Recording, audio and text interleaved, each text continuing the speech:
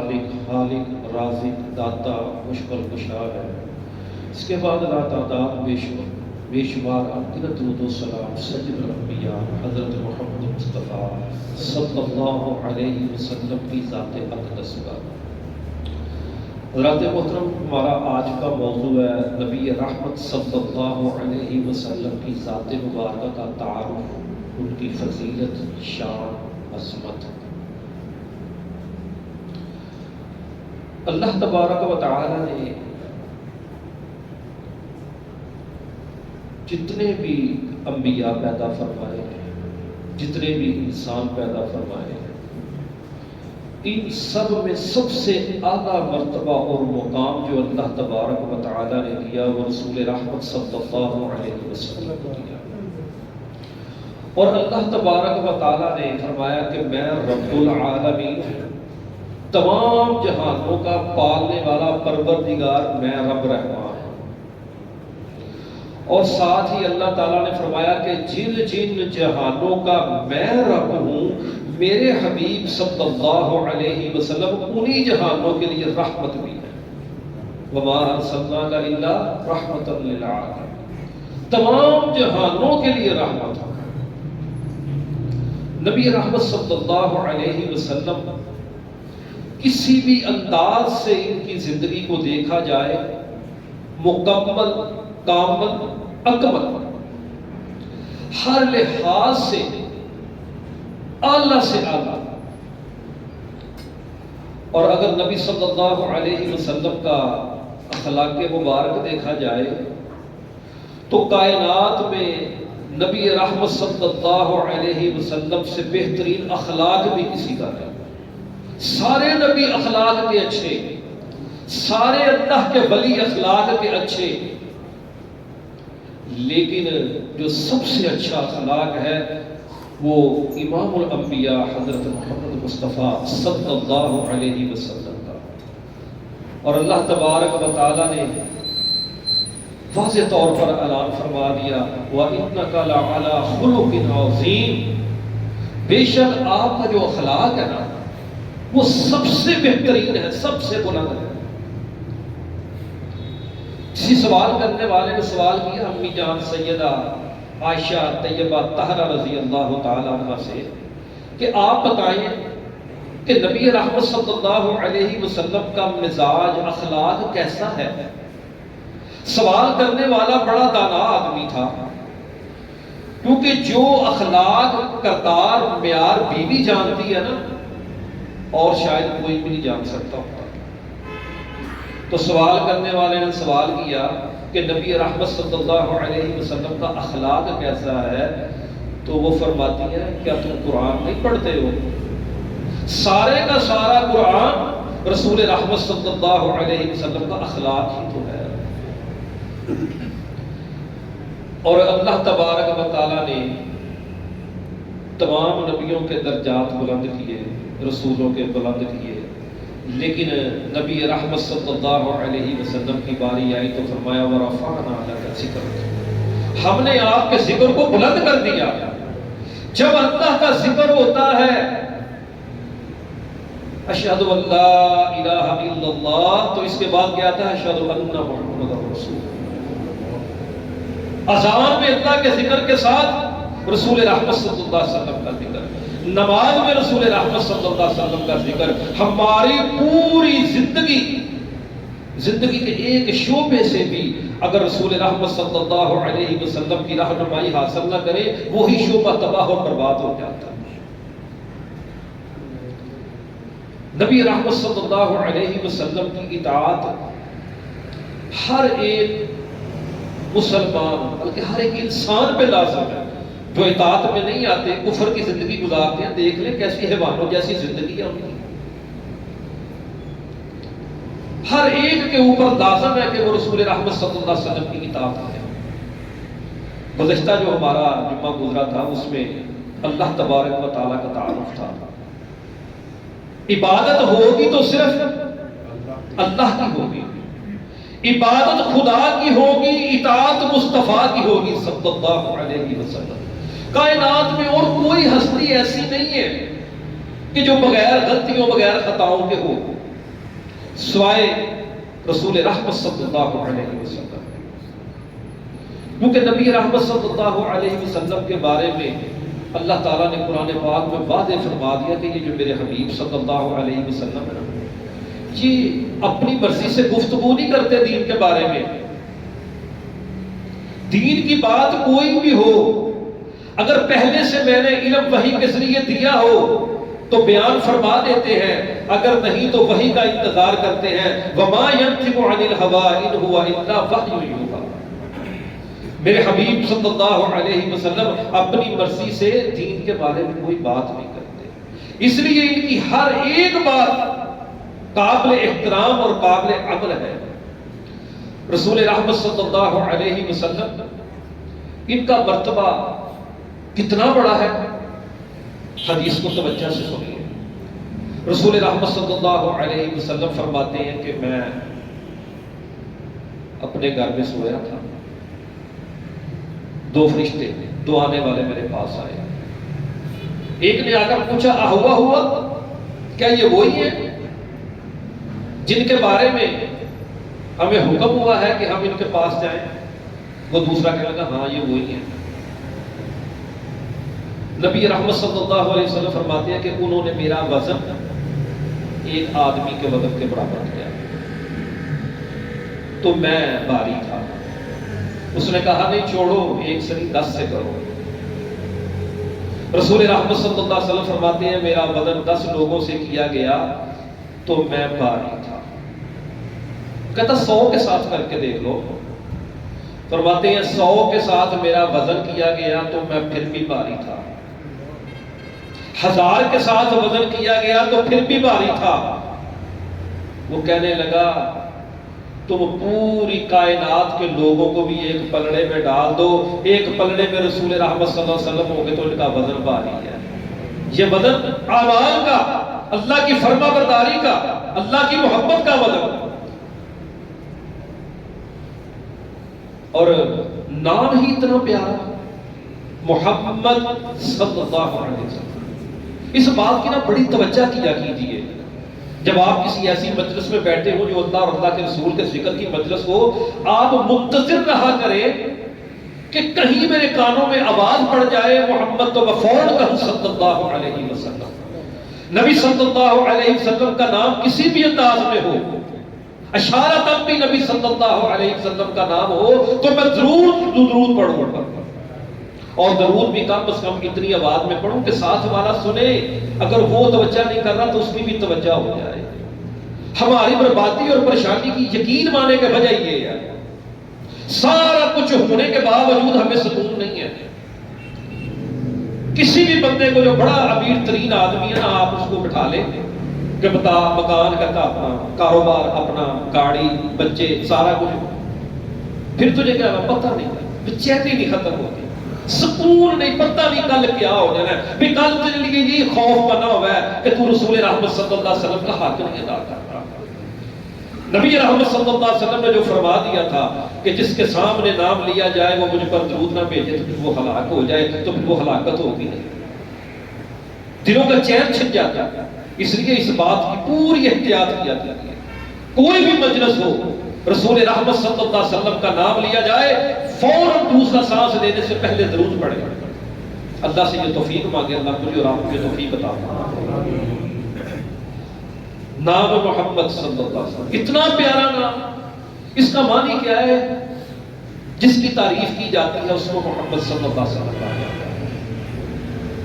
نبی صلی اللہ علیہ وسلم تعریف کے لائق، سارے نبی تعریف کے لائق، لیکن محمد صلی اللہ علیہ وسلم کے بعد سب سے پہلے سب سے اول یہ مختصر بات کہ اللہ کے بعد جو سب سے عظیم ہستی ہے وہ کائنات کے امام صلی اللہ علیہ وسلم. کوئی فرشتہ، کوئی نبی، کوئی رسول آپ کے مرتبے مقام کو نہیں پہنچ سکتا.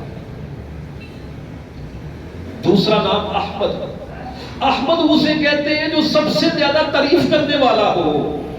کائنات میں اللہ کے بعد سب سے زیادہ اگر کسی کی تعریف کی جاتی ہے تو وہ محمد صلی اللہ علیہ وسلم ہے، اور جس نے کائنات میں سب سے زیادہ اللہ کی تعریف کی ہے وہ احمد صلی اللہ علیہ وسلم ہے۔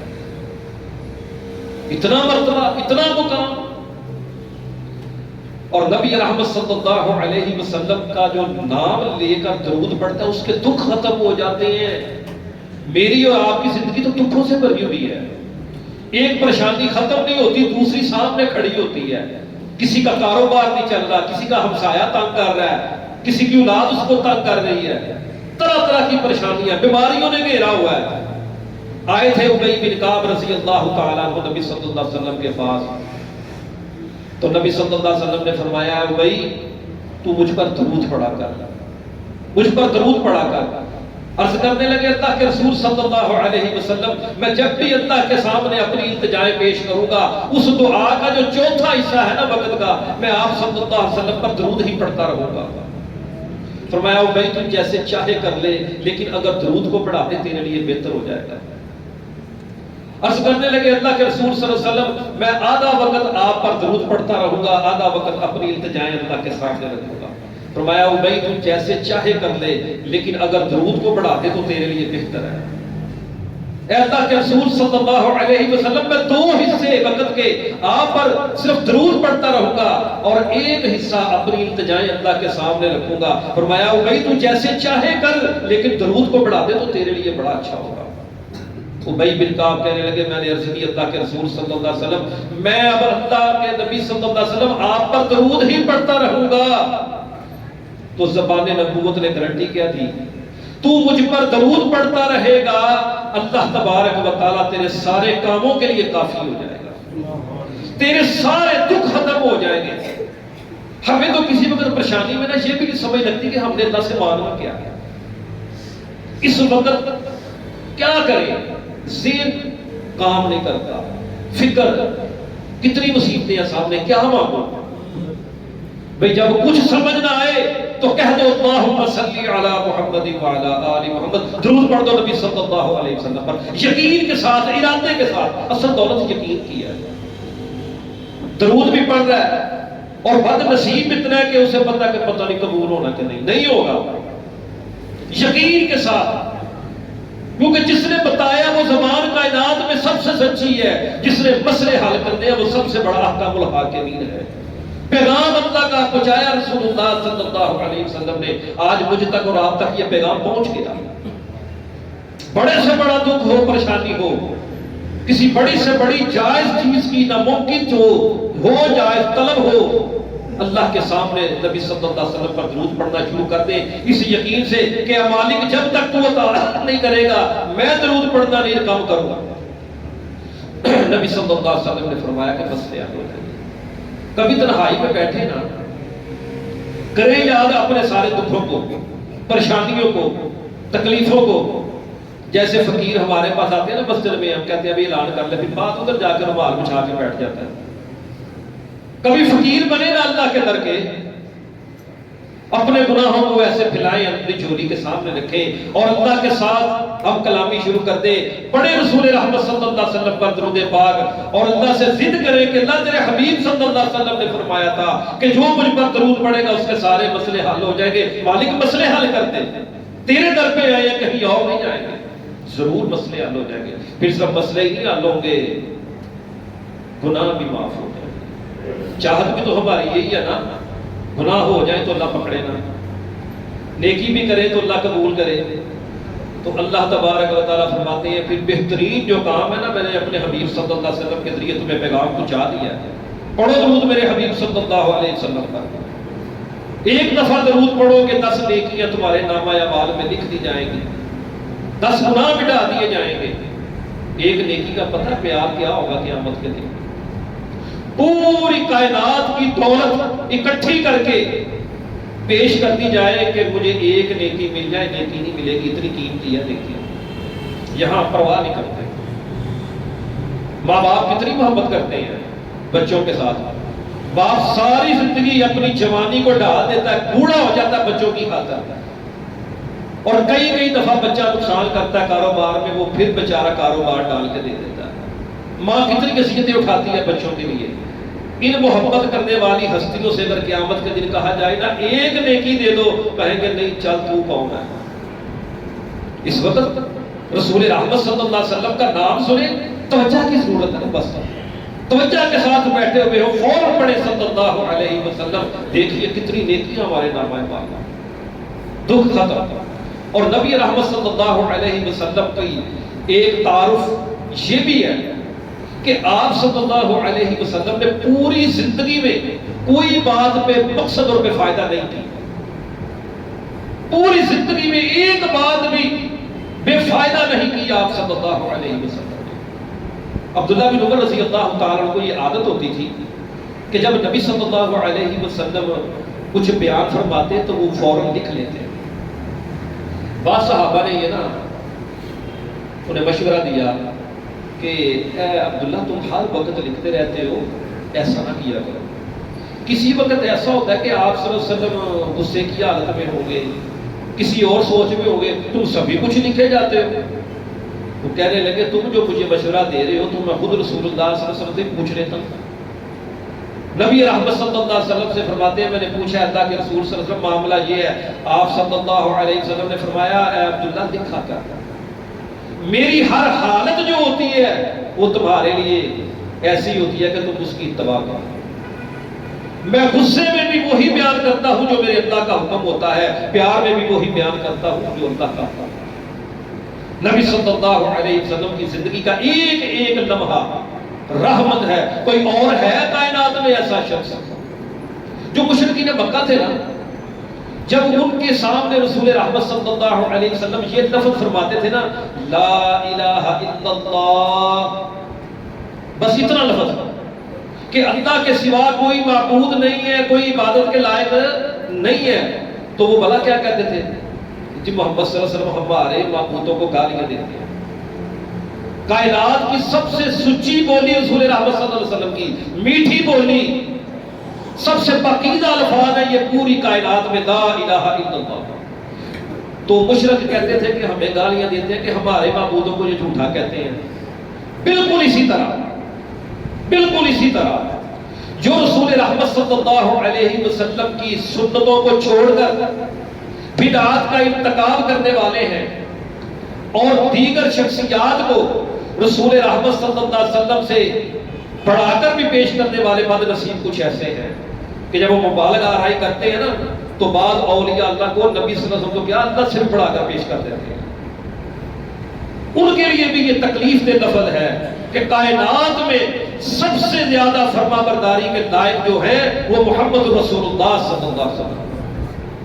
نبی صلی اللہ علیہ وسلم کی بات آ جائے سامنے کسی کی بھی بات ہو نہیں ہوگی. ائمہ کرام نے کہا اگر ہم کسی بات پر فتویٰ دے دیں تم اس پر عمل کر رہے ہو، اس کے بعد نبی صلی اللہ علیہ وسلم کی بات تم پر پہنچ جائے ہماری بات کو دیوار کے ساتھ چھوڑ دو، ہم غلطی پہ ہیں. وہ شخصیت ایسی ہے جس سے کبھی غلطی نہیں ہو سکتی. اس لیے جو کوئی بھی رسول رحمت صلی اللہ علیہ وسلم کی فرما برداری کی طرف لے کے جائے اس کا شکریہ، اس کی مہربانی، لیکن اطاعت کے لائق جو ذات ہے وہ رسول رحمت صلی اللہ علیہ وسلم کی ذات ہے. سب سے اعلیٰ، ساری زندگی میں ایک بھی کمی کوتاہی نہیں. اور جہاں پر نبی صلی اللہ علیہ وسلم پر یہ خوبیاں اللہ تعالیٰ نے بنائی تھی وہاں پر آپ صلی اللہ علیہ وسلم کو اللہ تعالیٰ نے جسمانی طور پر بھی انتہائی خوبصورت، کامل اور اکمل بنایا تھا. کسی قسم کا کوئی جسمانی عیب رسول رحمت صلی اللہ علیہ وسلم کے اندر موجود نہیں تھا. اتنے خوبصورت، اتنے حسین. حسن یوسف تو مشہور ہے نا، ذرا نبی صلی اللہ علیہ وسلم کے گھر کی گواہی سنیں. ابھی جان عائشہ رضی اللہ تعالی عنہا فرماتی ہے کہ وہ جو مصر کی عورتیں تھیں نا جنہوں نے یوسف علیہ السلام کو دیکھا تھا، قرآن پاک میں ذکر ہے یہ بڑا تفصیل سے سورہ یوسف میں، انہوں نے یوسف علیہ السلام کو دیکھا، ان کے ہاتھ میں پھل تھا، اس کو کاٹ رہی تھی. حسن یوسف کو دیکھا اس قدر مگن ہو گئی کہ اپنے ہاتھ کاٹ لیے، اپنی انگلیاں کاٹ لی، خون نیچے گر رہا انہیں پتہ نہیں ہے، اس قدر حسن میں مبتلا ہوئی. فرماتی ہیں اگر وہی عورتیں وہی حسن یوسف سے متاثر ہونے والی عورتیں اگر رسول اللہ صلی اللہ علیہ وسلم کا حسن دیکھ لیتی تو وہ اپنے کلیجے کاٹ لیتی، اپنے کلیجے کاٹ لیتی کہ رسول رحمت صلی اللہ علیہ وسلم اتنے حسین تھے۔ رسول اللہ صلی اللہ علیہ وسلم کے حسن کا کچھ حصہ یوسف علیہ السلام کو دیا گیا تھا۔ سب سے خوبصورت بھی رسول رحمت صلی اللہ علیہ وسلم تھے۔ حضرت عائشہ رضی اللہ تعالیٰ عنہ فرماتی ہیں کہ میں نے خود اپنی آنکھوں سے دیکھا رسول رحمت صلی اللہ علیہ وسلم کے چہرہ مبارک سے نور کے قطرے ڈھلک رہے تھے، چمک ڈھلک رہی تھی۔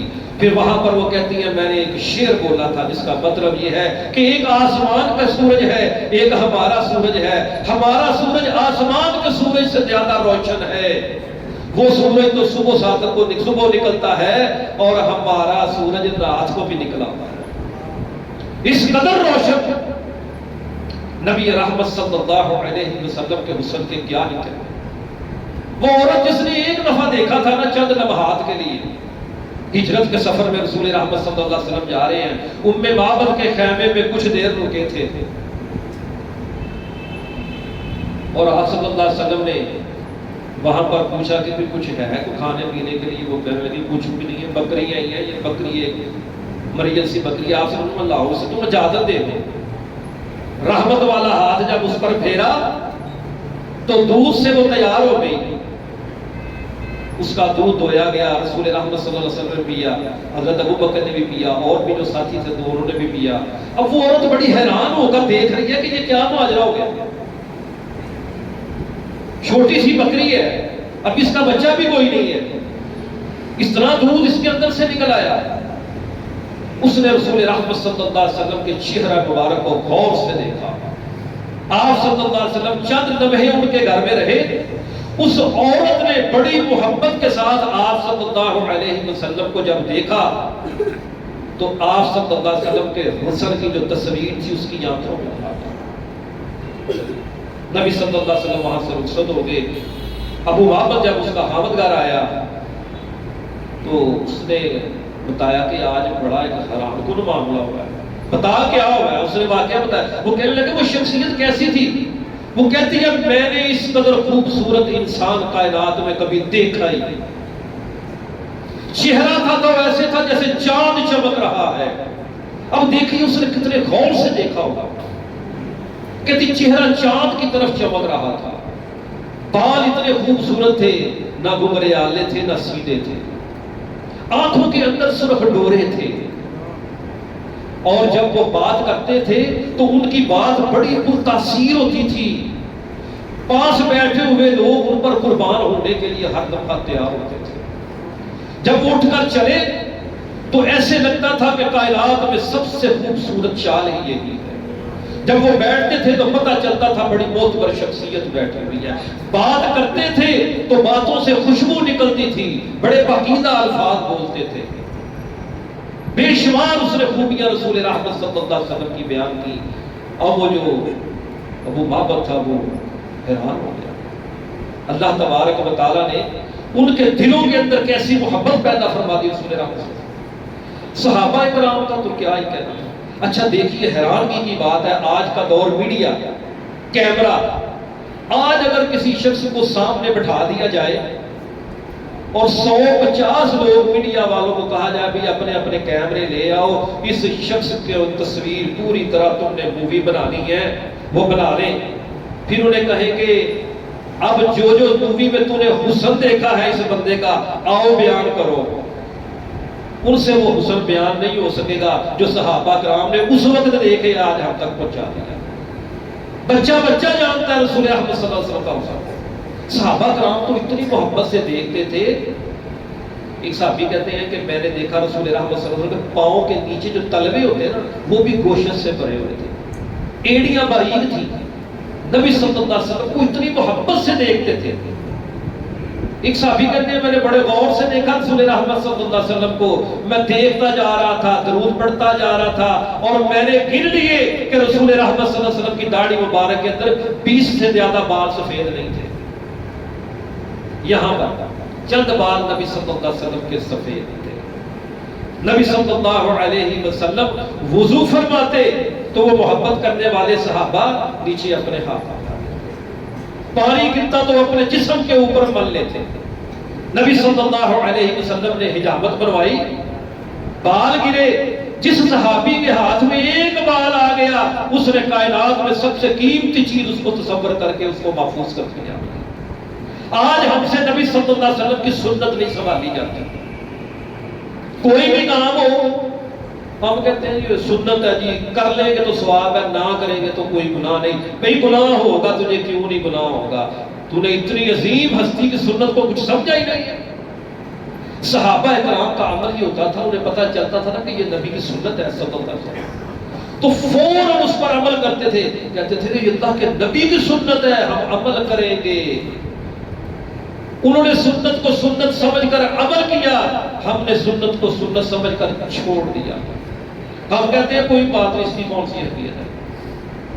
بھئی نبی صلی اللہ علیہ وسلم کی ذات مبارکہ ہر لحاظ سے کامل، اکمل، مکمل، اور نبی صلی اللہ علیہ وسلم جو تمام جہانوں کے لیے رحمت کتنی کہ جس کا کوئی تصور بھی نہیں کر سکتا۔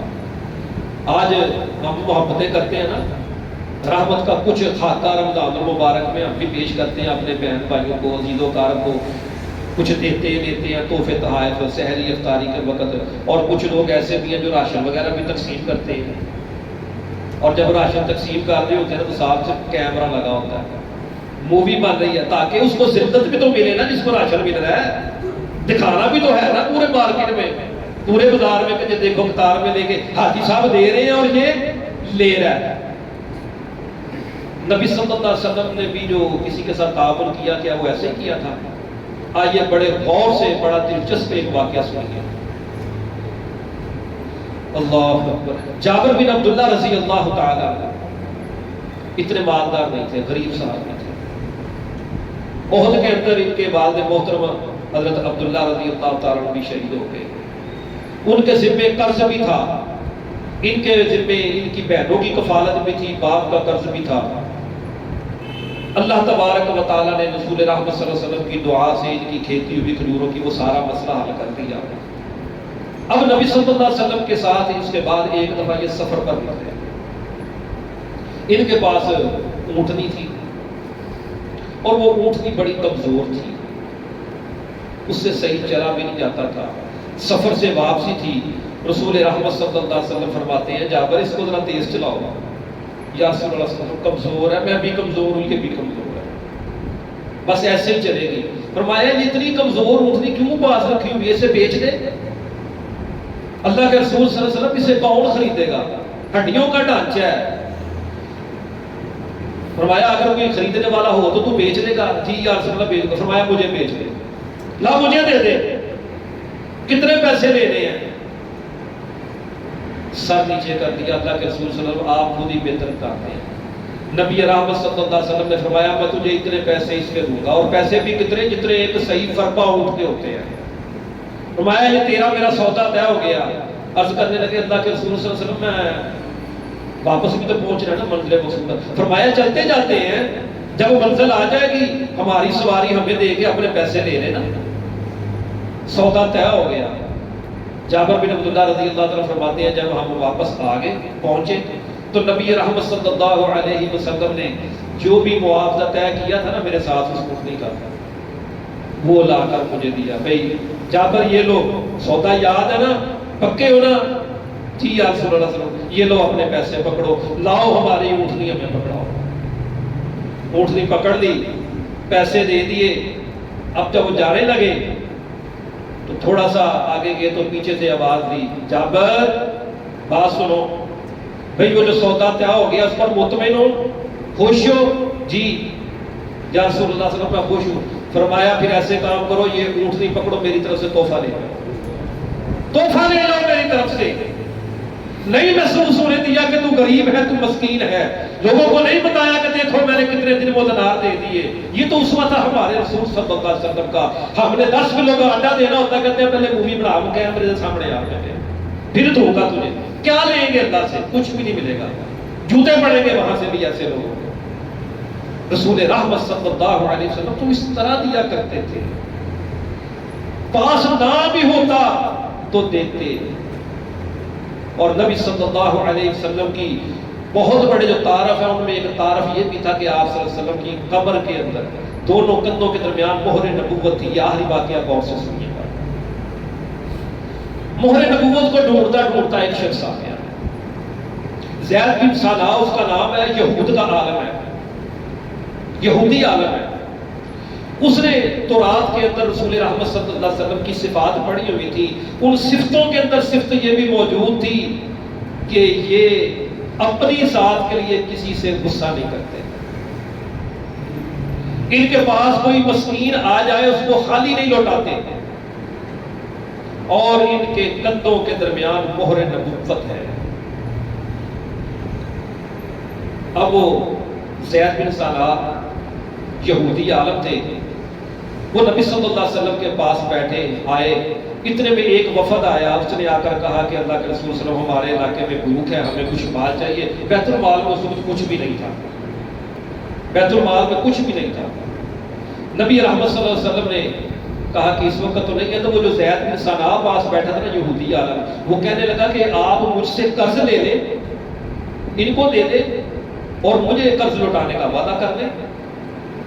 آپ صلی اللہ علیہ وسلم نے فرمایا کہ ٹھیک ہے, بیت المال میں تو مال آتا جاتا رہتا ہے, ہم آپ کو لوٹا دیں گے. زید بن سالہ سے کچھ مال لیا, اس وفد کو دے دیا, جاؤ تم اپنا کام جا کے چلاؤ. اب زید بن سالہ کو یہ یقین ہو گیا کہ مسکین آیا تو خالی نہیں لوٹا, اور مہر نبوت بھی اس نے دیکھ لی ہوئی تھی. اب اس نے یہ دیکھنا تھا کہ اپنی ذات کے لیے غصہ کرتے ہیں کہ نہیں. اب اس نے مال دے دیا, وعدہ کر لیا نبی صلی اللہ علیہ وسلم نے کہ فلاں دن تجھے مال دیا جائے گا. اب وعدہ نہیں آیا تو وعدے سے کچھ دن پہلے ہی وہ واپس آ گیا. آ کر کہنے لگا لاؤ جی میرا قرض دو. صحابہ پاس بیٹھے تھے, وہ کہنے لگے یہ تو تمہارا وعدہ نہیں ہے. اس نے کچھ برے الفاظ بولے, نبی صلی اللہ علیہ وسلم کی ذات کو مخاطب کر کے نازیبا لفظ بولے. حضرت عمر رضی اللہ تعالیٰ پاس کھڑے تھے, تلوار نکال لی. نبی صلی اللہ علیہ وسلم نے فرمایا نہیں عمر رک جا, بھئی ہم نے اس کے پیسے دے دیں. یا رسول اللہ صلی اللہ علیہ وسلم وعدہ بھی نہیں آیا, خود ہی اس نے دیے تھے. نبی صلی اللہ علیہ وسلم فرماتے ہیں کچھ نہیں, ہمارے پاس اس کا مال آ گیا ہوا نا, اس کو دو, اس کو اس کا مال لوٹاؤ. جب مال دینے لگے تو فرمایا ٹھہر جو, اس کو مال وہ دینا ہے جو اس کا لیا تھا, اور اس سے زیادہ اتنا مال اس کو دینا ہے, شاید اس کو ہماری وجہ سے تکلیف پہنچی ہو, لوٹا دو اس کو. وہ زید بن سالہ نے جب یہ بات سنی فوراً قدموں میں گر گئے اور کہنے لگے اشہد ان لا الہ الا اللہ واشہد ان محمد عبدہ ورسولہ. بس یہی پرکھنا تھا. اور زید بن سالہ حضرت عمر سے کہنے لگے عمر یار تو نے مجھے پہچانا نہیں تھا, وہ بچپن میں ہم اکٹھے تھے, اکٹھے کھیلتے تھے, اکٹھے پڑھتے تھے, میں ایک عالم بن گیا, تو ادھر آ گیا, میں ادھر ہی رہا. تو حضرت عمر نے ایک جو فقرہ بولا تھا نا اس وقت, وہ سونے کے پانی سے لکھنے والا ہے. حضرت عمر فرمانے لگے بھائی دیکھ تو تھا تو عالم نا, عالم کسی کا بھی ہو, کسی بھی مذہب کا ہو, کسی بھی مسلک کا ہو, اس عالم کو یہ زیب نہیں دیتا کہ کسی شخصیت کے ساتھ بدتمیزی سے بولے. اگرچہ تو نے معلوم کرنے کے لیے بولا تھا لیکن تو نے اپنے علم کے مطابق بات نہیں کی. آج مسلمان ہے, لا الہ الا اللہ کا اقرار کرنے والا ہے, صرف اتنا فرق ہے میں وہابی وہ سنی, گالی فتوے بازی. کیا یہ عالموں کی نشانی ہے؟ عالم جو ہوتا ہے نا وہ رسول رحمت صلی اللہ علیہ وسلم کا فرما بردار ہوتا ہے, تابع دار ہوتا ہے. اللہ تبارک و تعالیٰ مجھے اور آپ کو نبی رحمت صلی اللہ علیہ وسلم کی سچی محبت عطا فرمائے. اور اللہ کی قسم اٹھا کر کہتا ہوں رسول رحمت صلی اللہ علیہ وسلم کا سچا فرمان اللہ کے حکم سے نازل ہوا. آپ صلی اللہ علیہ وسلم نے بیان فرمایا ہم تک پہنچا جب تک آپ کو اپنے بچوں سے زیادہ, اپنے ماں باپ سے, بیوی سے, گھر بار سے, دنیا کی ہر نعمت سے بڑھ کر رسول رحمت صلی اللہ علیہ وسلم سے پیار نہیں, اللہ کی قسم ایمان نہیں ہے. جھوٹے دعوے ہیں, جھوٹے دعوے ہیں. مومن نہیں ہے بندہ, کوئی بندہ مومن نہیں ہو سکتا جب تک رسول رحمت صلی اللہ علیہ وسلم سے سب سے بڑھ کر محبت نہ کرے. ساری ذاتیں, ساری شخصیتیں, نیک اولیاء اللہ, صالحین, شہداء, سارے ادب کے لائق ہیں, سب کا ادب کریں گے. لیکن جو رسول رحمت صلی اللہ علیہ وسلم کی بات سے ٹکرائے گا اس کی طرف دیکھیں گے بھی نہیں، اتباع ہوگی تو صرف رسول اللہ صلی اللہ علیہ وسلم کی ہوگی، یہی کامیابی کا رستہ ہے۔ اللہ تبارک و تعالیٰ مجھے اور آپ کو اپنی زندگی کی آخری سانس تک اپنی عبادت میں مصروف رکھے، رسول اللہ صلی اللہ علیہ وسلم کی اطاعت میں مصروف رکھے، اور زندگی کے آخری لمحات ہم پر ایسے آئیں کہ ہمارا رب ہم سے خوش ہو، ہم اپنے رب سے خوش ہوں۔ وآخر دعوانا